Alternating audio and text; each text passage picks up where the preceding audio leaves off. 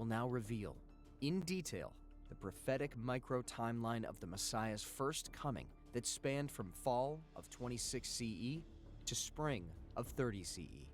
We will review multiple ancient witnesses that not only all impressively confirm this timeline, but also demonstrate how the first 3.5 years of Daniel's 70th week was fulfilled in the Messiah's first coming, and how the final 3.5 years of Daniel's 70th week connects to his second coming. What this means is that the midpoint of the 70th week paused when the Messiah was cut off, creating a 2-day 40 Jubilee or 2,000-year Messianic timeline gap, and it will resume at the coming abomination of desolation, kickstarting a 3.5-year timeline culminating and ending at the first resurrection and Messiah's return. The concept that the Antichrist begins a 7-year timeline after making a peace treaty is consequently rendered invalid. The birth of the Messiah. There are countless conflicting opinions in determining the precise timing of the Messiah's birth, the start of his ministry, and the year of his death and resurrection in his first coming. We would suggest that the ability to accurately determine all the critical timestamps for the timeline of the Messiah's first coming can only be understood if all of the best available calendrical evidence harmonize in powerful agreement. Not only are we going to attempt to accomplish such in this presentation, but we will also find that the micro-timeline of the Messiah's first coming directly impacts the micro-timeline of end times. They are intrinsically linked. When King Herod learned of the birth of the Messiah, Herod immediately considered the messianic kingship prophecies a threat to his leadership. Consequently, and disturbingly, King Herod ordered all male children in Bethlehem aged 2 and under to be killed in an attempt to impede the prophecies of the Messiah's kingship. According to the Torah, the Messiah was to be a prophet like unto Moses. It should then come as no surprise that there are dozens of messianic patterns and parallels in the Exodus account of Moses. One interesting connection that appears to be relevant to the timing of the birth of the Messiah is that the Pharaoh also ordered all Hebrew male children to be killed.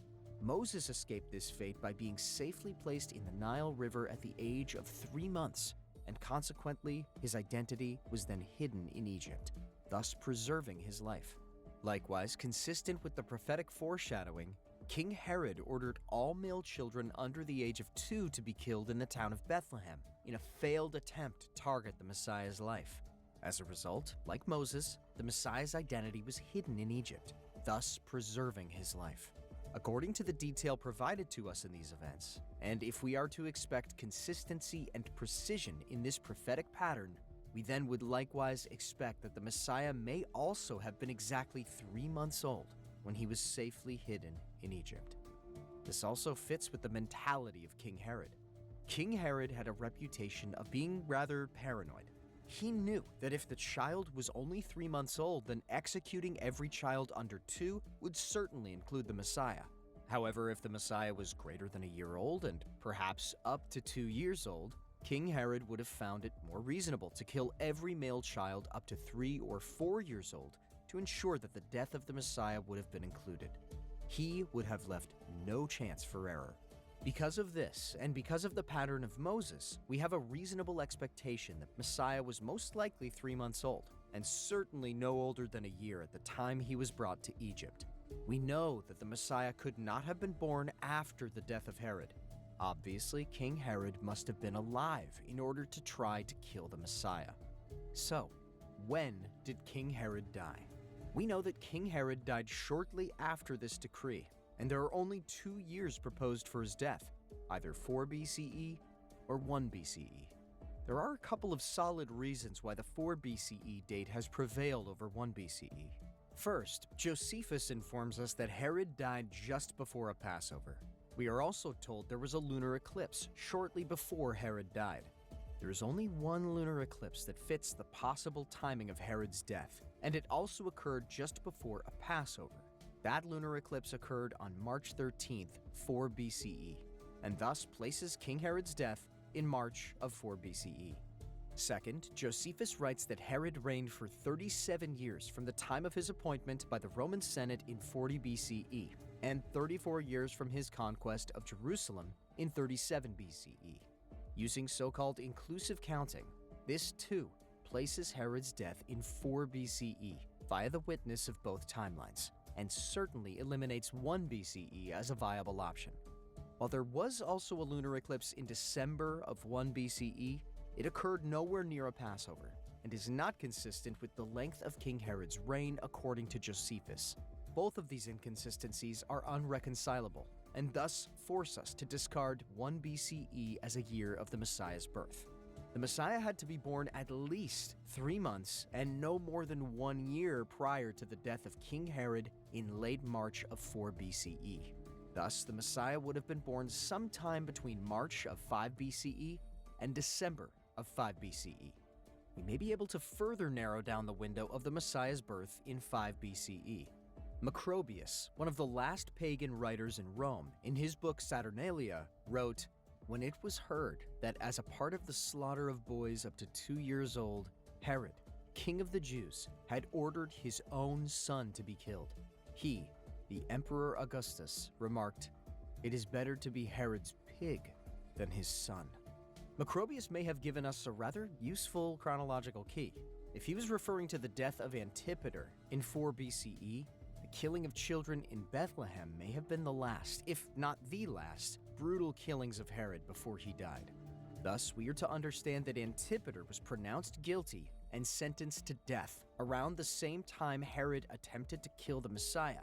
And if we can determine when Antipater was sentenced, then we would know the approximate month in which Messiah would have been brought to Egypt. In 5 BCE, Antipater was brought before Publius Quinctilius Varus, then Roman governor of Syria, charged with the intended murder of his father Herod.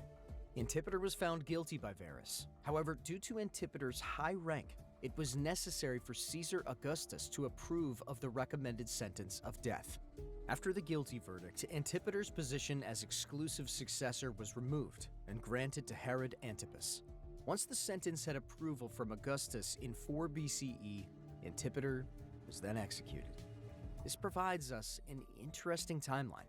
Antipater's trial was in late 5 BCE. He was found guilty and then ordered to be killed in 4 BCE. Antipater was killed 5 days before the death of King Herod in March of 4 BCE.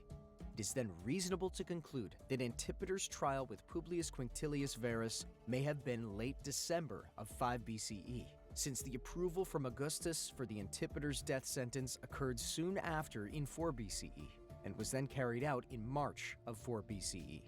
Since we know that Antipater was pronounced guilty and sentenced to death around the same time Herod attempted to kill the Messiah, and now we know about when Antipater was sentenced, and we know that the Messiah was likely 3 months old, now we know the approximate month in which Messiah would have been brought to Egypt.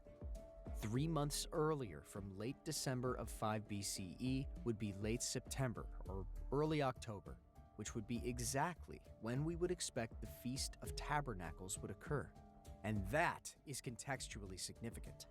Many scholars believe the Messiah was born during the Feast of Tabernacles. Matthew Henry states, "It is supposed by many that our blessed Savior was born much about the time of this holiday. Then he left his mansions of light above to tabernacle among us, and he dwelt in booths. And the worship of God under the New Testament is prophesied of under the notion of keeping the Feast of Tabernacles." The Bible does not specifically say the day or month of the Messiah's birth. While sheep may still graze in the fields in the winter in Israel during the day, the sheep are less likely to be in the field during the night in winter. Thus, the Messiah's birth was unlikely during the winter months because the sheep were still in the pasture at night. A study of the time of the conception of John the Baptist reveals he was conceived in the 3rd biblical month. When Zechariah was ministering in the temple during the 8th course of Abia, which is believed to be the early course, he received an announcement from God of a coming son. The 8th course of Abia, when Zechariah was ministering, was the 9th and 10th week of the year. Adding 40 weeks for a normal pregnancy reveals that John the Baptist was born on or about the Feast of Unleavened Bread, the 15th day of the 1st month. We know 6 months after John's conception, the Messiah was conceived. Adding 40 weeks for a normal pregnancy reveals that the Messiah may have been born on the first day of Tabernacles, the 15th day of the 7th month. It is not likely a coincidence that John the Baptist and the Messiah were born exactly 6 months apart, and the only prophetic feast days that are also exactly 6 months apart are the Feast of Unleavened Bread and the Feast of Tabernacles. The Messiah would have been conceived 9 months earlier in the 9th biblical month. The 25th day of the 9th biblical month is Hanukkah. It is not unreasonable to consider that the Messiah, as the light of the world, was conceived on the Festival of Lights. In fact, the scriptures note the season of Hanukkah in John chapter 10, verse 22. And just before that, in John chapter 9, verse 5, is when our Messiah refers to himself as the light of the world. Perhaps that is not just a coincidence. Hanukkah, which means dedication in Hebrew, is also known as the Feast of Dedication and lasts for 8 days. It is a celebration of victory over God's enemies and the dedication of the temple. Likewise, in the end, we see that Messiah is victorious over God's enemies and is also called the Temple of the New Jerusalem on the 8th day. Thus, Hanukkah is a prophetic messianic celebration of what the Messiah still must do. Starting at Hanukkah, which begins on the 25th day of the 9th month and continues for 8 days, and counting through the 9 months of Mary's pregnancy, one arrives at the approximate time of Messiah Yeshua's birth at the Festival of Tabernacles. Thus, Sukkot is a prophetic celebration of the birth of the Messiah. This should not be too surprising, as all of God's holidays in Leviticus chapter 23 relate back to the work of the Messiah in some way or another. These days help us to focus and remember what the Messiah accomplished and what he must still do. During the Feast of Tabernacles, all males are instructed to journey to Jerusalem. With so many coming to Jerusalem for the festivals, the crowds would spill over to the surrounding towns. Bethlehem, as one of those nearby towns, is only about 5 miles from Jerusalem. It's possible that Joseph and Mary were unable to find a room at the inn because of the influx of so many arriving to Jerusalem for the feast. They may have been given shelter in a sukkah, which is built during a 7-day period each year accompanying the celebration of the Feast of Tabernacles. Due to the difficulties during travel, it was common for the officials to declare tax time during a temple feast. The fields would have been dotted with Sukkoth during this harvest time to temporarily shelter animals. The Hebrew word stable or manger is called a sukkah, and the plural form is called Sukkoth or Sukkot. Genesis chapter 33, verse 16. But Jacob journeyed to Sukkoth and built himself a house and made booths for his livestock. Therefore, the name of the place is called Sukkoth. Luke chapter 2, verse 7. And she gave birth to her firstborn son, and wrapped him in swaddling cloths, and laid him in a manger, sukkah, because there was no place for them in the inn.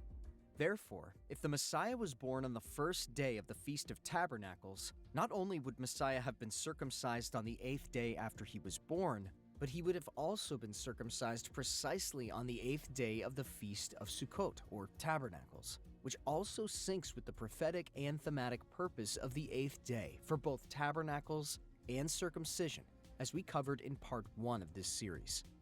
Luke chapter 1, verse 59. And on the 8th day, they came to circumcise the child. In summary, because of Josephus, we know that King Herod died on March 4 BCE, and that the Messiah had to be born no earlier and no later than 5 BCE. Using the documentation from Macrobius, the timeline of the priestly courses connecting back to Luke chapter 1 verse 5 and the conception of John the Baptist, the events and unique circumstances surrounding the Messiah's birth, the reference to the 8th day, and the prophetic and messianic connections to Hanukkah and Tabernacles, it is also reasonable to conclude that Messiah was born on the first day of the Feast of Tabernacles in 5 BCE. Which would place the birth of John the Baptist near or on the Feast of Unleavened Bread just 6 months earlier.